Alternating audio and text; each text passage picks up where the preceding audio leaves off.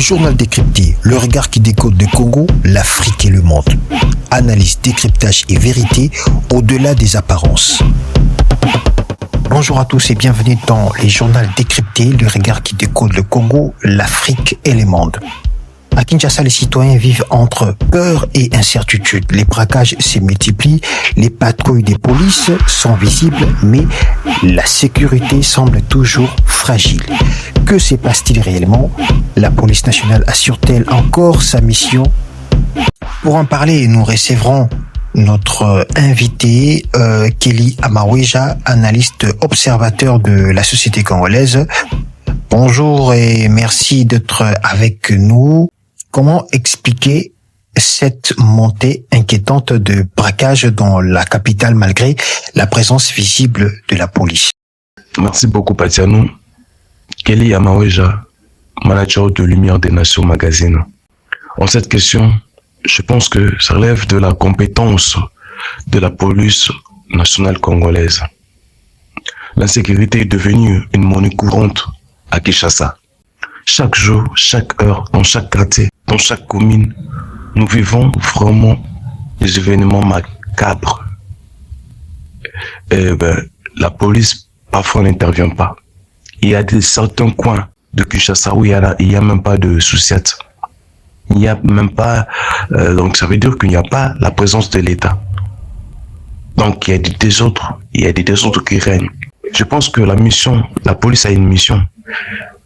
La mission de la police est celle de protéger la population et ses biens. Mais où en sommes-nous aujourd'hui? Devons-nous aujourd'hui faire notre propre sécurité? Pensez-vous que la population a encore confiance en la police nationale congolaise? Aujourd'hui, la population craint. Rencontrer la police la nuit, c'est beaucoup de choses. Vous allez craindre beaucoup de choses.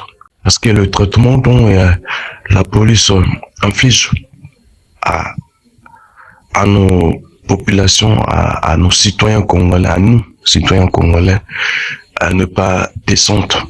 Il y a des incompréhensions, il y a une police qui n'a pas la hauteur de la formation, une police qui n'apprécie pas. Donc je pense que pour dire une question de confiance, je pense que cette confiance-là a été à bâton rempli. Certains citoyens accusent de policiers d'être complices ou passifs face aux criminels. Que répondez-vous à cela? Face à cette question, je pense que une enquête devrait être ouverte face à cela, parce que dans chaque arrestation, vous trouverez qu'il y a toujours complicité d'un ou deux éléments de la police. Vous voyez? Et que la population, comment elle doit avoir confiance en cette police? C'est vraiment difficile, donc là, on est confie. La peur semble dominer la vie quotidienne à Kinshasa. Comment la population peut-elle retrouver aujourd'hui l'insécurité porte bien ses fruits. Nous en sommes de victimes, nous en subissons de conséquences. Et c'est parce que l'État ne fait pas très bien son travail. La police, l'appareil judiciaire, quand il y a des arrestations, vous faites de procès publics, des audiences publiques, donc il y a des arrestations. Il y a des criminels qui s'en vont en prison et qui sortent.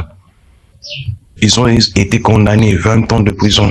Et le lendemain, vous le voyez à l'extérieur, comment on doit avoir confiance à nos autorités qui ont fait l'intervention pour que ces personnes soient hors de la prison pendant qu'ils ont été condamnés. Et ces personnes vont faire cette suivi-là. Personne ne suit. Et que nous, là, ça nous fait peur. Ça nous fait vraiment peur. On n'a pas confiance à nos autorités. Parce que tout ce fait qui se passe, comment on doit faire confiance à nos autorités?